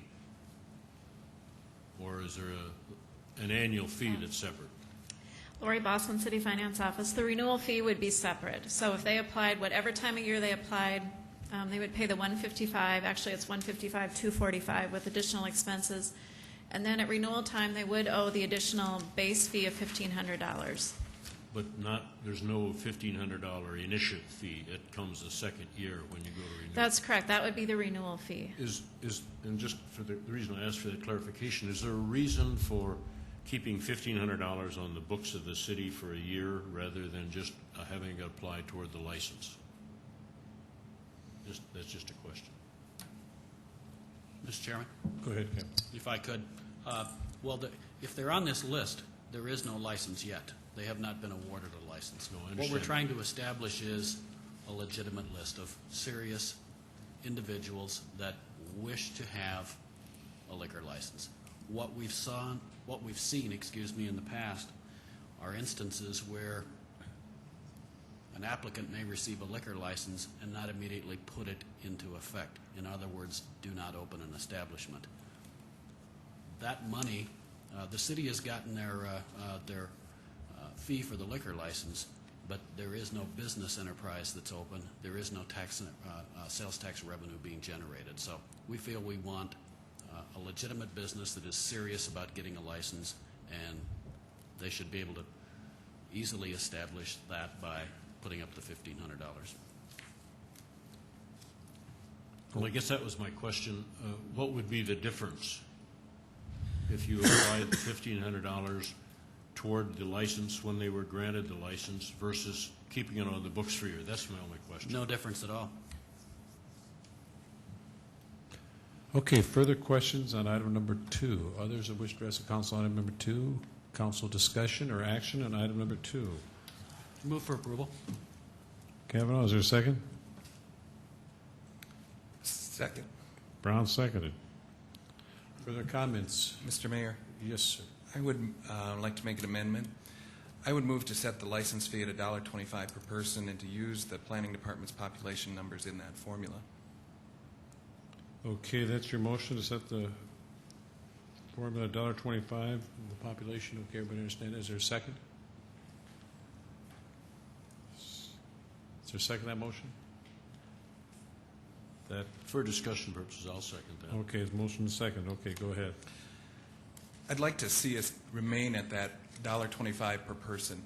This is the one opportunity we have as a city to recoup some of our costs. There is revenue generated by these liquor licenses, but there's also a cost. I think Chief Barthel could probably address the cost. It costs increased police time in the community, and I think this is our one-time opportunity to recoup some of that cost. So I would ask for your support on this amendment. Joe?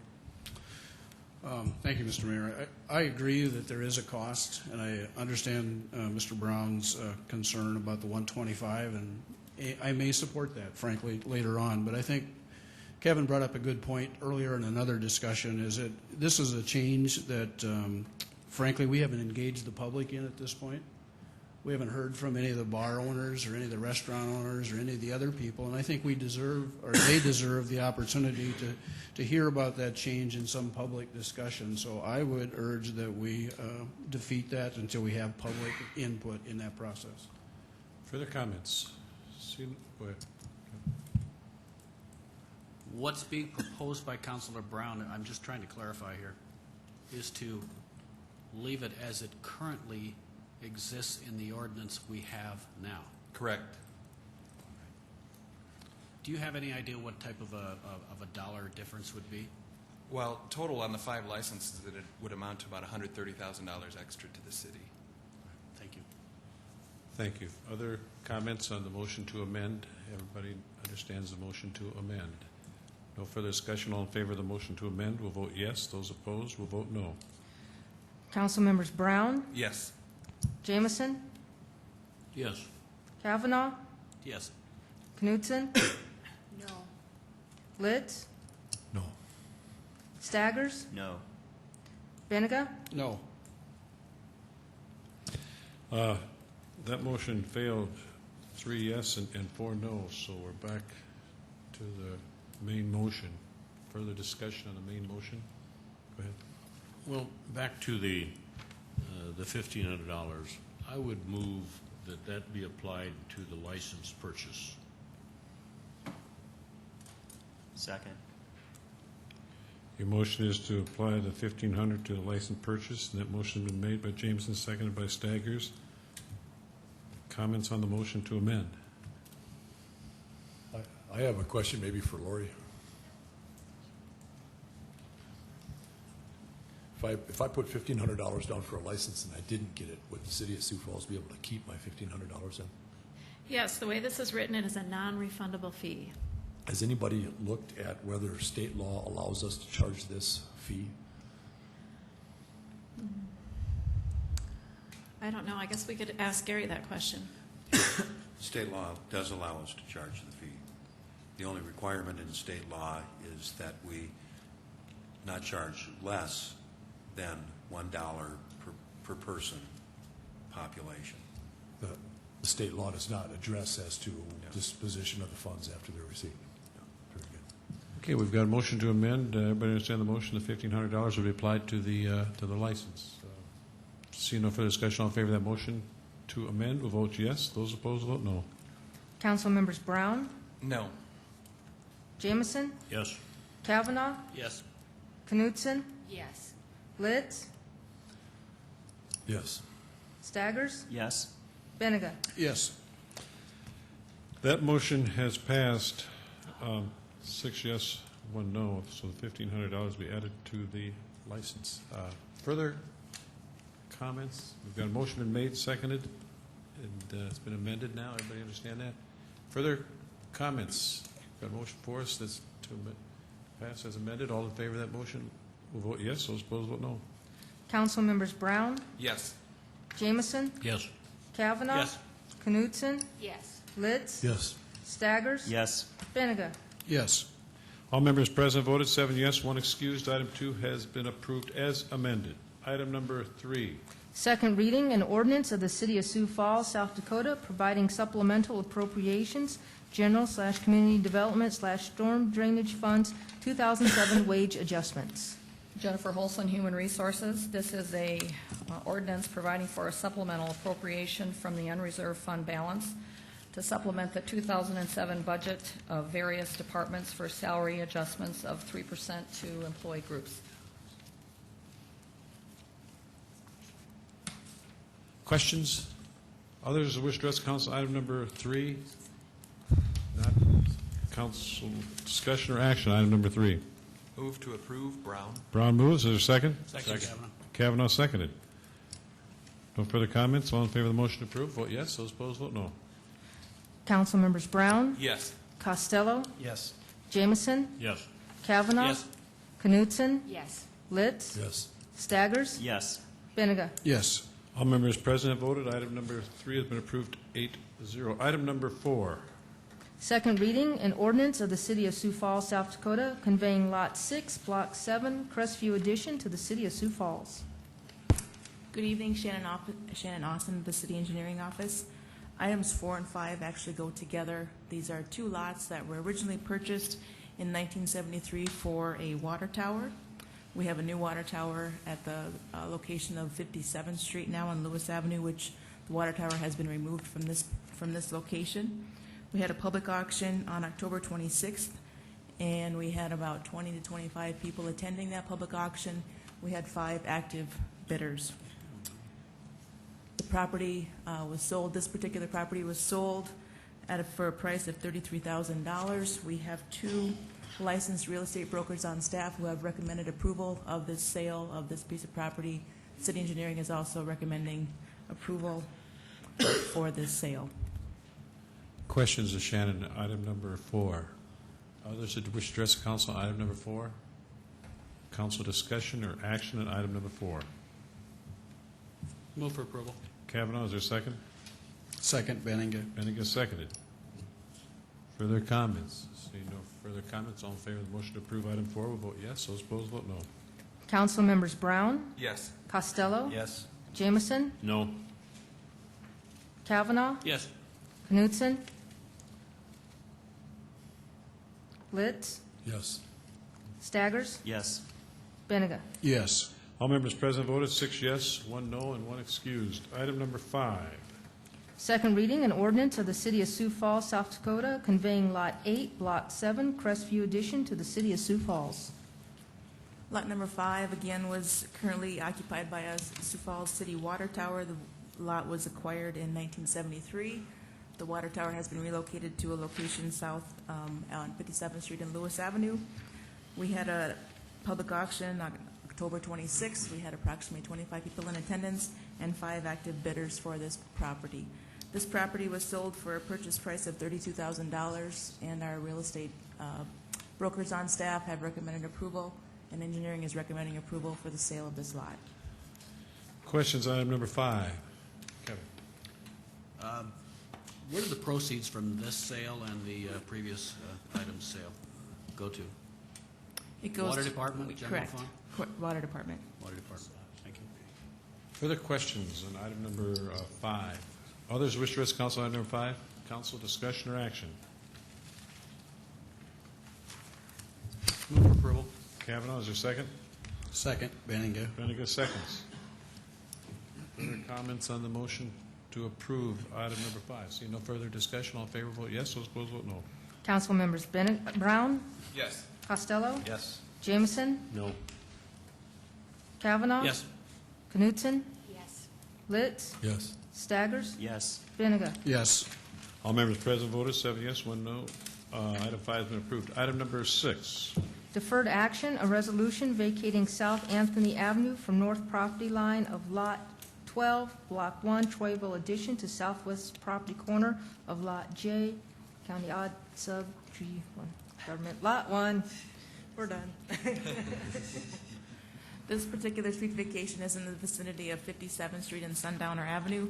City engineering and planning staff have continued to work with the applicant on future development plans, and at this time, the applicant is still not ready to provide the development plan, so we are recommending deferral until the January 8th City Council meeting. January 8th. Is there a motion to defer item till January 8th, 2007? Move to defer to January 8th. Jameson. Second, Kavanaugh. Kavanaugh seconded. Okay. Motion been made and seconded to defer item number 6 until January 8th. All in favor of that motion will vote yes. Those opposed vote no. Council members Brown, Yes. Costello, Yes. Jameson, Yes. Kavanaugh, Yes. Knutson, Yes. Litz, Yes. Staggers, Yes.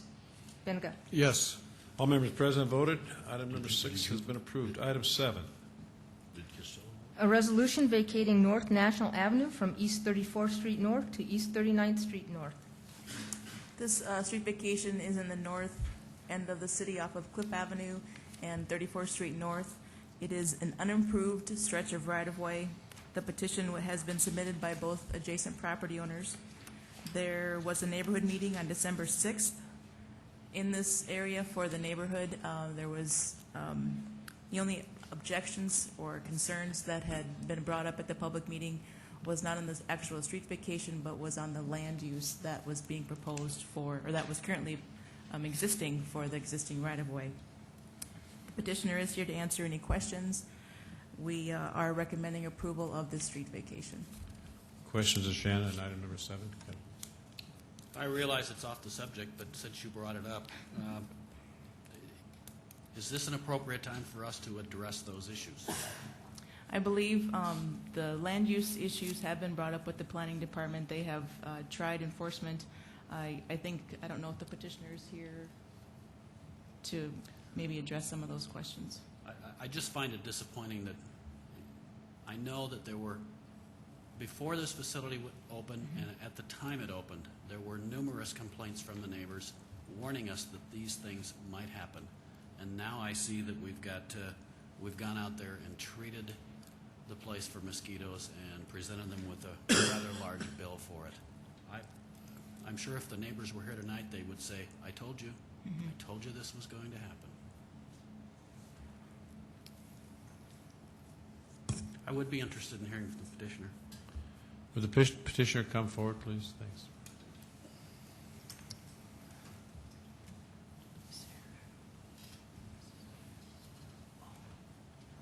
Doug Brockhouse, Bender Commercial Real Estate Service, agent for the petitioner. If you look at the drawing of the property, the petitioner that is present tonight is Hanson Pipe Service. They are a company that manufactures concrete pipe. The part of the road that you see up there that's highlighted in yellow, for the most part, only the very southern portion of it is adjacent to the company called OTR Tire Company. The rest of the property is adjacent to Hanson Pipe. If you notice that on the left-hand side up towards the top, there's a jog in it. A guy by the name of James Bailey from Rapid City owned the property to the west. And the property that Mr. Bailey owned, which was sold a while back to OTR Tire, that portion of the street, and we cannot identify exactly what year or what date it got vacated, but that portion of the street has already been vacated. The portion that we're asking to be vacated, that's part of the petition, kind of cleans up the fact that the part that's highlighted in yellow is the only one half of the street. It's only one half of the street. It's only the eastern half of it for the most part. If you look down towards the very bottom, along there's a little white building down towards the bottom. That's OTR Tire. There is a small portion of the street. Once again, that part that's along that portion is only the eastern one half of it. And there is actually a question whether or not that street ever did exist down in that area. So the petitioner, the Hanson Pipe Company, is not the company that I think is in question, Kevin. It's a tire company, and Mr. Hofer, who's here from Hanson Pipe, it's his piece of ground. In fact, if you go up there, this is a fenced-off corridor that's just grass right now, and that's what we're trying to clean up. Any questions, please? Question, Doug? No, thank you very much. Appreciate it. Others wish to address council item number 7. Council discussion or action on item number 7. I move for approval. Knutson. Knutson moves. Is there a second? Second, Kavanaugh. Kavanaugh seconds. Further comments? Seeing no further comments, all in favor of approving item number 7 will vote yes. Those opposed will vote no. Council members Brown, Yes. Costello, Yes. Jameson, Yes. Kavanaugh, Yes. Knutson, Yes. Litz, Yes. Staggers, Yes. Benega. Yes. All members present voted. Item 8 has been approved 8-0. Item number 8. A resolution vacating West 29th Street from South Summit Avenue to South Norton Avenue. This resolution for street vacation is right in the central part of the city, adjacent to Augustana College. They are working currently right now with North American Baptist Seminary on some future development plans in this immediate area. There are still some unresolved issues between the parties, and they are requesting deferral of this petition to vacate until January 8th. Move to defer till January 8th. Motion been made to move to defer item number 8 to January 8th. Is there a second? Second, Brown. Second, Brown. Okay. All in favor of the motion to defer will vote yes. Those Mr. opposed? Chair? Was there someone here that Yeah, wanted to address that? You want to If address? we We're going to could. defer it now? I wanted to address the motion. Well, then come up if you want, just briefly if you want to, because we'll be taking up January 8th then. Well, But go ahead. Go ahead. I'll try to come back on the 8th. No, go ahead. Okay. Give us. My name is Nathan Anderson. I live at 2123 South Norton, so on the block to the south of that street. It's a convenient street for us, so we will miss it.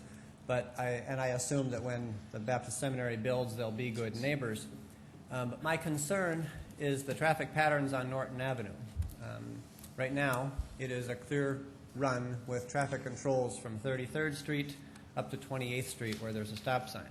So it's 5 blocks where people tend to drive fast. I think closing off a side street, making one less bit of cross traffic, will make the traffic even faster. And so therefore I think less safe in my neighborhood.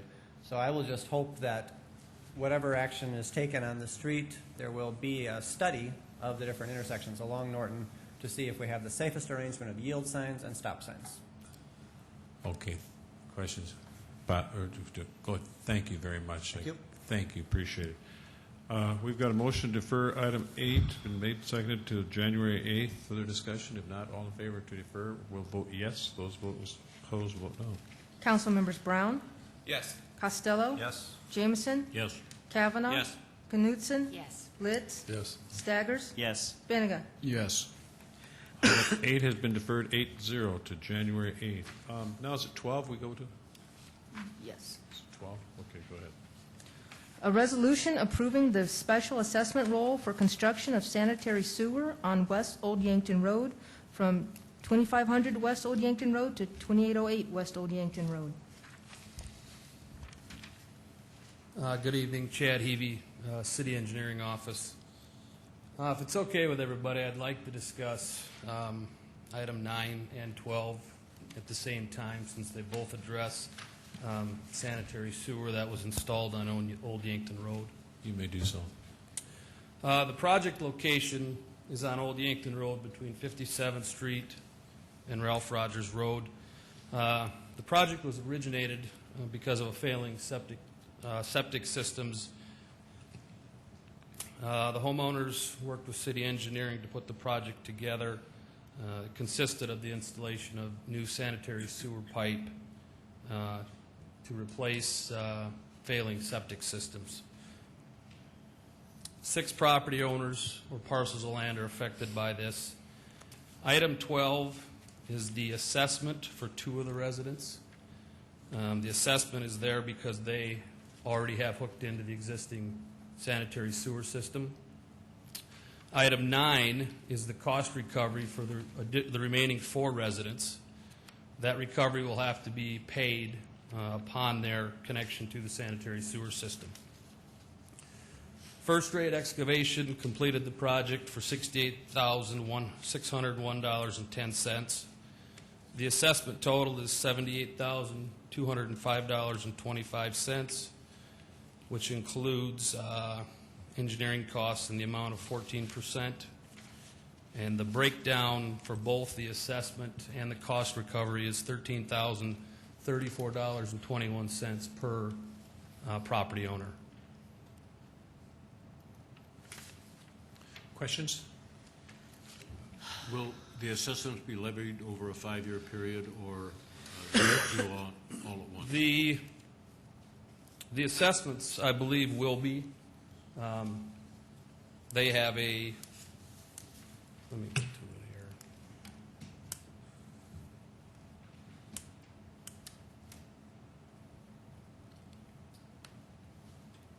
Two of the properties, let's see.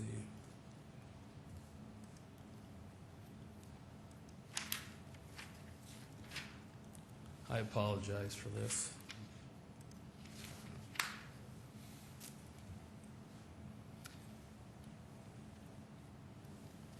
I believe the assessment, the assessments for the, the cost recovery for the 4 residents that have not paid and are not tied into the system, they have 5 years to do that. The assessments, I believe, are due as soon as this is passed. Further questions on item number 12? Others that wish to address the council on item number 12? Council discussion or action on item number 12? Move for approval. Kavanaugh, is there a second? Second, Jameson. Jameson seconded. Further comments? Seeing no further comments, all in favor of approval of item 12, vote yes. Those opposed, vote no. Council members Brown, Yes. Costello, Yes. Jameson, Yes. Kavanaugh, Yes. Knutson, Yes. Litz, Yes. Staggers, No. Benega. Yes. Item 12 has been approved, 7 yes, 1 no. Item 9. Discussion on that. Move for approval. Move for approval, Jameson. Second. Let's. Litz seconded. Jameson, Litz. Okay, motion been made, seconded. Further comments? Seeing no further comments, all in favor of approving item number 9 will vote yes. Those opposed, vote no. Council members Brown, Yes. Costello, Yes. Jameson, Yes. Kavanaugh, Yes. Knutson? Yes. Litz? Yes. Staggers? No. Benega? Yes. Item 9 has been approved, 7 yes, 1 no. Item number 10. A resolution approving the special assessment roll for construction of grading, gravel, curb and gutter, sidewalk, asphalt servicing, and driveway approaches on South Louise Avenue from 69th Street to 85th Street. This project was completed by Runge Enterprises for a cost amount of $3,877,608.97. The assessment total of that project cost is $313,349.84. The assessments include, items include grading, gravel, surfacing, curb and gutter, sidewalk, and engineering. And the assessment affects 8 properties. The resolution of necessity estimated the front footage cost at $138, and the assessed cost calculate to an amount of $107.54. Questions on item number 10? Others that wish to address the council on item number 10? Council discussion or action? Move for approval, Costello. Costello moves. Is there a second? Second, Kavanaugh. Kavanaugh seconds. Seeing no further discussion, all in favor of the motion to approve item 10, will vote yes. Those opposed, vote no. Council members Brown? Yes. Costello? Yes. Jameson? Yes. Kavanaugh? Yes. Knutson? Yes. Litz? Yes. Staggers? No. Benega? Yes. All members present voted 7 yes, 1 no. Item 10 has been approved. Item 11. A resolution approving the special assessment roll for construction of grading, gravel, curb and gutter, sidewalk, storm sewer, asphalt surfacing, driveway approaches, water main and water services, sanitary sewer services, and streetlights on East Rober Drive from Northcliffe Avenue to approximately 1,400 feet east.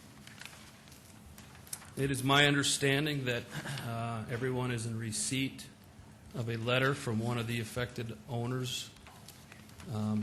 Is that the case? What letter? It's a letter dated December 7th, 2006. From who? Dwayne Spader. No. Okay, I apologize. I don't think anybody has one on that. It's addressed to city council members and to whom it may concern. He is requesting that we defer this to January 2nd because he is unable to be here tonight. We received this letter, I believe planning received it Friday afternoon, got brought down to Public Works and then down to myself. Today we did what we could to take into account some of the items that are addressed in this letter, and it is engineering's recommendation that we do not defer this. It's our understanding, and it's my feeling that the items addressed in this are have no bearing on the actual assessment tonight. Let's start right here and then go down the line. Okay. Mr. Spader, how much is he being assessed? I believe $111,221.85. I think he should be here to be heard on that. Go ahead. The letter that you have from Mr. Spader, can you tell me where it's addressed to? All it says is to city council members and to whom it may concern. How did you come by the letter? I was given it to by planning. You know, that if it's addressed to city council and wasn't forwarded on, I don't think we can do anything but defer this until we've had a chance to talk to Mr. Spader. Is that a motion? Motion to defer until when? Until January 2nd, 2007? Second. Second, Staggers. Motion to defer. Further comments? Not all members that want to defer item 11 to January 2nd, vote yes. Those opposed, vote no. Council members Brown? Yes. Costello? Yes. Jameson? Yes. Kavanaugh? Yes. Knutson? Yes. Litz? Yes. Staggers? Yes. Benega? Yes. Item 11 has been deferred until January 2nd, 8-0. We've got 12, so we're at 13 at this point. A resolution counseling 2 nuisance removal assessments.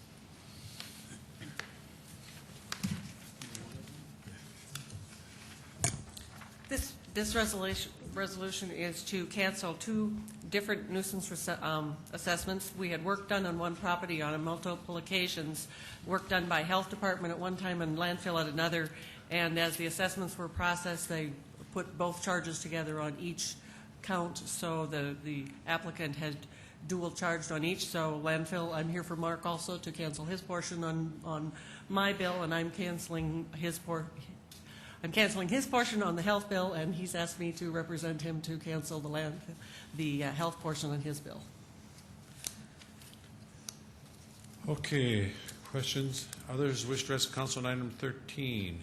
Council discussion or action on item 13. Move for approval. Second, Costello. Kavanaugh, Costello. Motion been made and seconded to approve 13. All in favor of that motion will vote yes. Those opposed vote no. Council members Brown, Yes. Costello, Yes.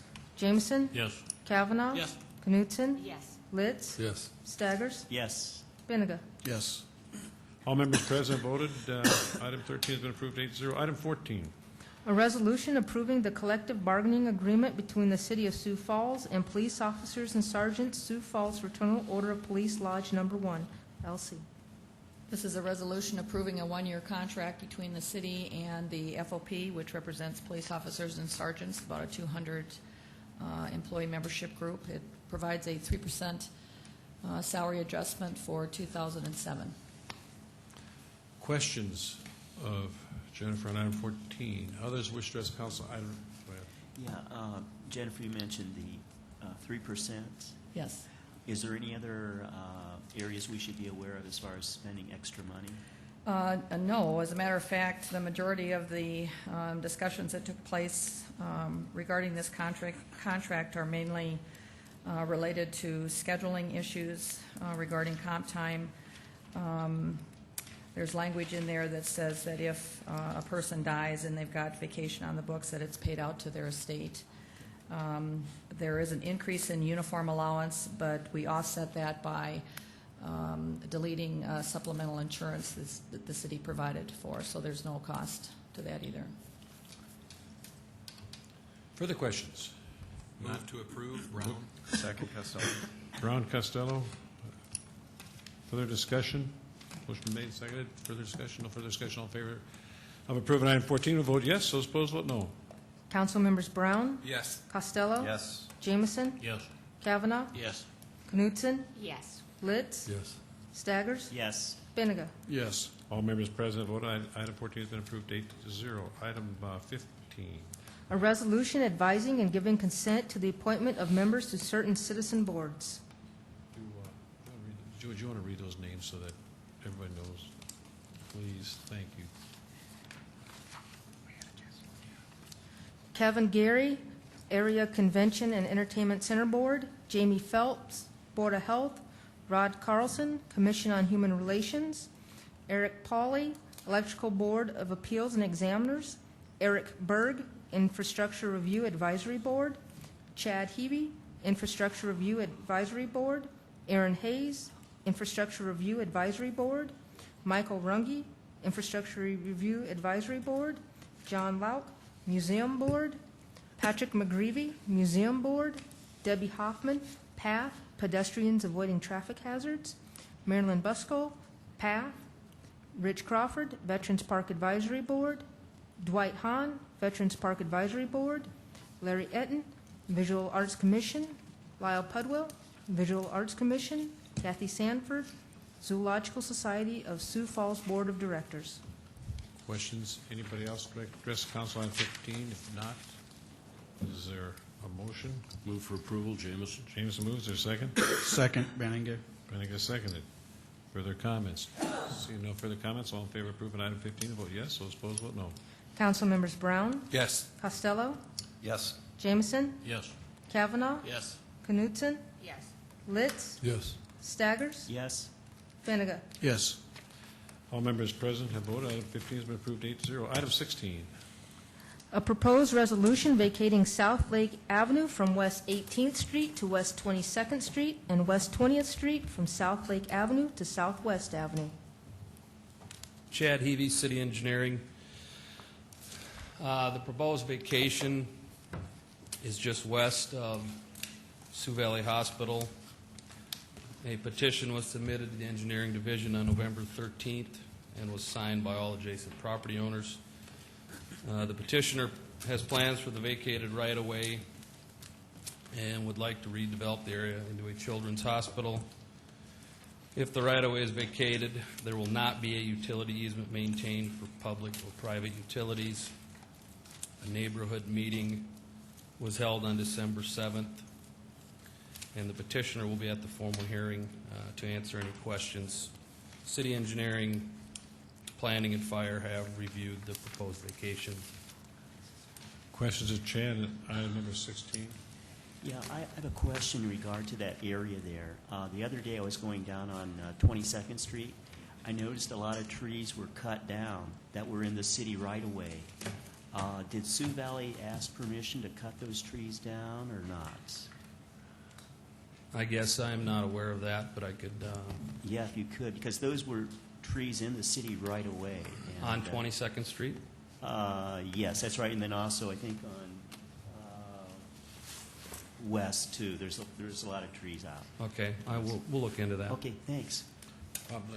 Chad, when we vacate something like this, and I've been by there and seen what they've taken out, and obviously they're going to use the street, for their property.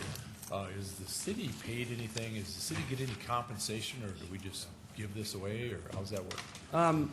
There's no compensation, but if the existing right-of-way has, let's say, city water main, for example, they are required to relocate that, or else it becomes their private, but in most cases, these are water lines that would have to be kept and maintained by the city. Okay, then I've also noticed, I live by here and I see a lot of what's going on. And, most developments, when they're in this size, I look at the aggregate size of what's going on here. How do they handle their runoff? Does it just go into the city storm sewer? Are there any retention ponds? Because, this is getting to be a big campus here. And I know other developers, when they get to be this size, although they don't chunk it in little chunks at a time, by the time they get to be this size, they're required to have at least some sort of a holding pond. I believe their master plan includes plans for drainage, and I do believe in this particular instance they are building some kind of underground storage facilities for some of that runoff, but they are responsible for their drainage. Okay, then the third thing, when we put the new sewer system in that came down 17th Street there, was there an oversized pipe to handle all this runoff? Because that's where it goes to. No, I don't believe so. Okay, thank you. Further questions of Chad? Not. Is there a motion to set the hearing date for item number 16 for January 8th? So moved. Second. Was it Jameson moved? Bob, did you, or Kavanaugh second? Who made the motion? Jameson. Jameson, yep, that's okay. Motion been made and seconded. All in favor of the motion to set the hearing date for item 16 for 7 o'clock on January 8th? Vote yes. Those opposed, vote no. Council members Brown, Yes. Costello, Yes. Jameson, Yes.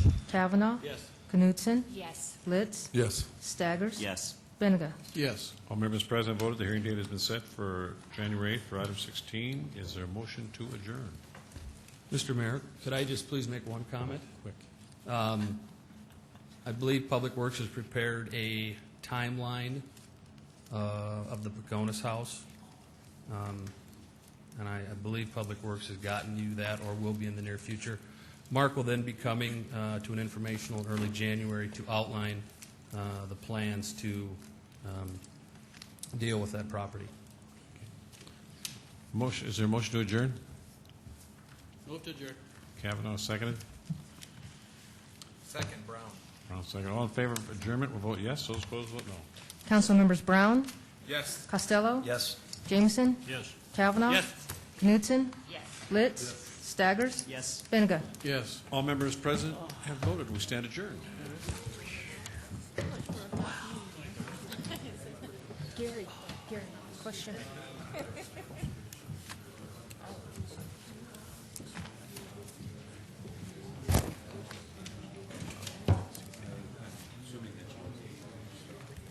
Wow. 9 o'clock. Yes, turn it that way. Get that with you guys. You want us to draft the ordinance?